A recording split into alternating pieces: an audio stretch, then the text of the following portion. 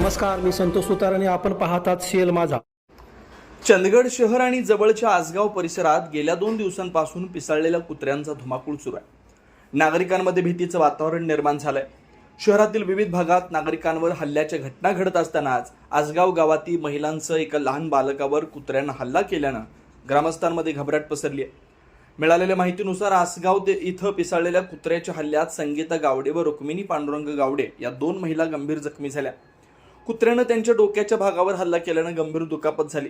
उपचारासाठी त्यांना तातडीनं रुग्णालयात दाखल करण्यात आलं. एका अवघ्या 14 महिन्याच्या बालकावरही कुत्र्यानं हल्ला केल्याची घटना समोर आली आहे.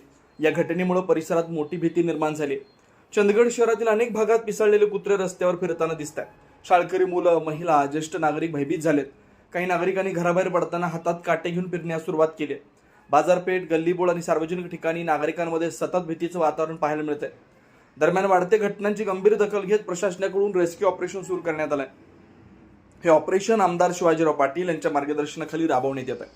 नगराध्यक्ष सुनील कानेकर, वनक्षेत्रपाल तुषार गायकवाड, वनपाल कृष्णा डेळेकर यांनी परिस्थितीचा आढावा घेत संबंधित यंत्रणांना तातडीने कारवाईच्या सूचना दिल्यात.